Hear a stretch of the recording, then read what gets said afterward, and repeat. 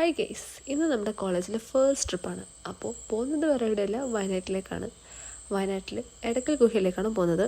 അപ്പോൾ ഈ ചരിത്രം പഠിക്കുന്ന കുട്ടികളെ എല്ലാവരും കൊണ്ടുപോകുന്നത് എടക്കൽ ഗുഹയിലേക്കാണ്. 6:30 എത്താൻ പറഞ്ഞിട്ട് 7:30 ബസ് എടുത്തത്. എടക്കൽ ഗുഹ മാത്രമല്ല, ബാണാസുര ഡാമിലേക്കും പോകുന്നത്.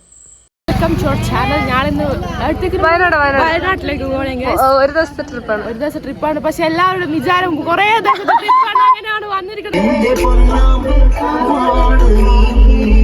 ബസ് വരുന്ന വീഡിയോ എടുക്കാൻ പറ്റിയില്ല. അപ്പോൾ നമ്മളിപ്പോൾ ഉള്ളത് വ്യൂ പോയിന്റിലാണ്, വയനാട് വ്യൂ പോയിന്റിലാണ് ഉള്ളത്.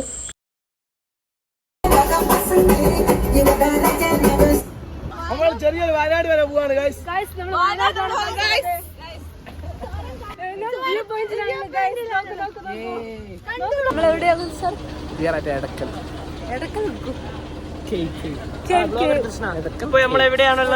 അപ്പോൾ നമ്മളിപ്പം എടക്കൽ ഗുഹയിലാണുള്ളത്.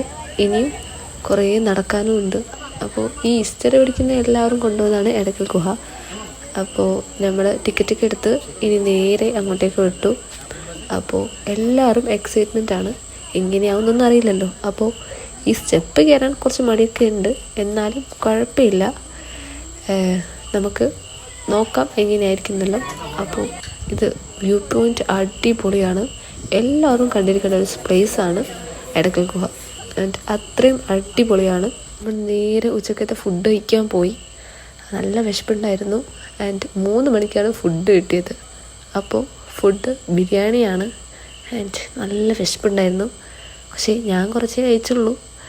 അപ്പോൾ നമ്മൾ നേരെ അടുത്തത് ബാണാസുരയിലേക്കാണ് പോകുന്നത്.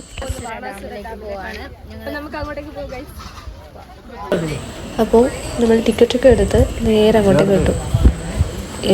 ഇനിയും കുറേ സ്റ്റെപ്സ് കയറാനുണ്ട്. അപ്പോൾ നല്ലോണം കാലിൻ്റെ മുട്ട് നല്ല വേദനിക്കുന്നുണ്ട്.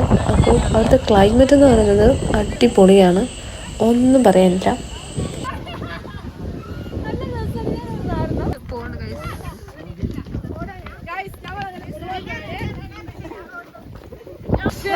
ഞാൻ മാത്രമേ നമ്മള് ഫുഡ് കഴിക്കാനാണ് പോകുന്നത്. നൈറ്റത്തെ ഫുഡ് പൊറാട്ടയും അൽഫാമാണ്. അടിപൊളി ഫുഡാണ്, ഒന്നും പറയാനില്ല. അപ്പോൾ ബസ് കയറി നേരെ ഇനി വീട്ടിലേക്ക്. അപ്പോൾ ഇന്ന് ഇത്രയൊക്കെ ഉള്ളൂ. Okay, by. നെക്സ്റ്റ് വീഡിയോ കാണാം.